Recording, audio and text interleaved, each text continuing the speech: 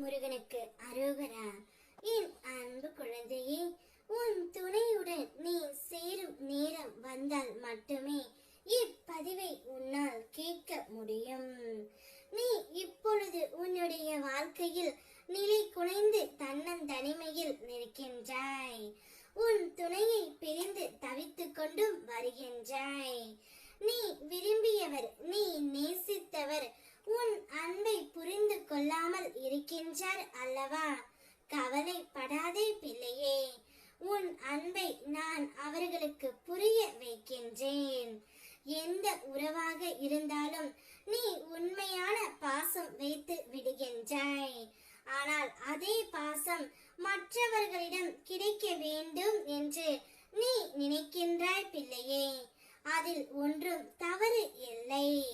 நீ விரும்பிய அந்த உறவாக இருக்கும் பொழுது அந்த உறவு எப்படி உன் மனதை காயப்படுத்தும் என்று நீ யோசிக்கின்றாய். நான் இந்த அளவிற்கு அன்பு வைத்திருக்கின்றேனே, ஏன் அந்த உறவு என்னை புரிந்து கொள்ளாமல் சென்று விட்டதே என்ற உன்னுடைய ஏக்கம் எனக்கு புரிகின்றது.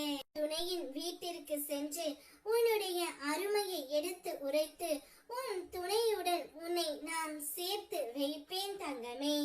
உன் துணையுடன் நீ சேரும் நேரம் வந்தால் மட்டுமே இப்பதிவை முழுமையாக உன்னால் கேட்க முடியும்.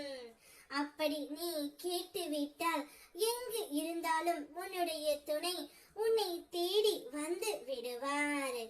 வாழ்க்கையில் உன்னை நீயே ஏமாற்றிக் கொள்கின்ற முதல் விஷயம் என்ன தெரியுமா பிள்ளையே? நீ பாசம் வைத்த அனைவரும் உன் மீது பாசம் வைத்து இருக்கிறார்கள் என்று கற்பனை செய்வது தான். ஏனென்றால் அது எனக்கே நடக்காத ஒன்று. தாராளமாக பிறர் மீது அன்பு வை. அதை திரும்ப ஒரு நாளும் எதிர்பார்க்காதே. வாழ்க்கையில் நீ யாரை வேண்டுமானாலும் நேசி. ஆனால் அதே அளவிற்கு உன்னையே நேசிக்க வேண்டும் என்று ஏங்கி தவித்துக் கொண்டு இருக்கின்றாய் அல்லவா? அந்த வாய்ப்பை உனக்கு உன் அப்பா நான் தரப்போகின்றேன்.